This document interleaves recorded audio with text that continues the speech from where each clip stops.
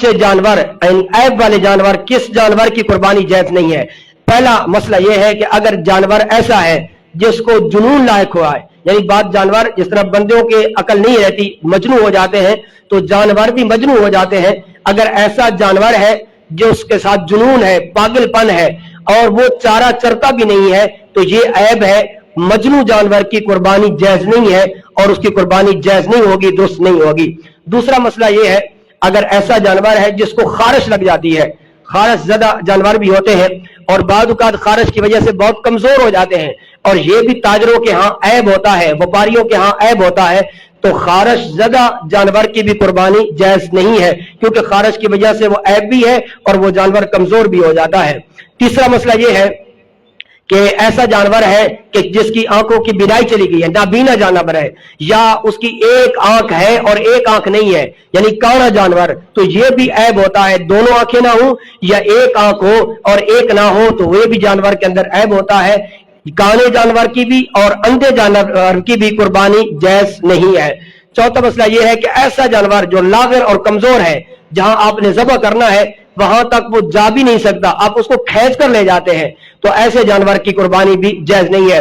और छठा मसला यह है कि ऐसा जानवर जिसके पैदाइशी कान नहीं है, एक एक कान है लेकिन कट गए, वो अलग मसला है, मैं आगे अर्ज करता हूं। पैदाइशी बिल्कुल उसके कान है भी नहीं, तो ये भी जानवरों के अंदर ऐब होता है, उस जानवर की भी कुर्बानी जायज नहीं है।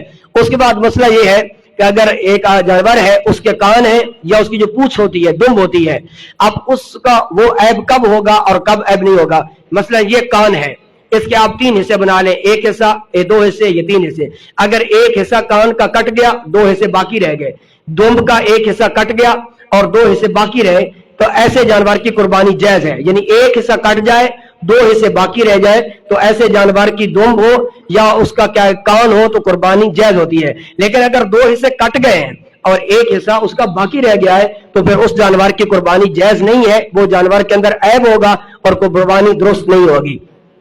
इसी तरह एक मसला यह भी है, एक जानवर है जिसके सींग है, अब सींग उसका टूट गया है लेकिन टूटने का असर दिमाग तक पहुंच गया है, उस जानवर की कुर्बानी भी क्या है, जायज नहीं है। लेकिन सींग के बाद का ऊपर वाला खोपा जो है टूट जाता है, तो वो ऐब नहीं है। हाँ, अगर वो बिल्कुल हड्डी टूट जाती है, फिर दो हिस्से बाकी है और एक हिस्सा टूट गया है, तो फिर कुर्बानी जायज है।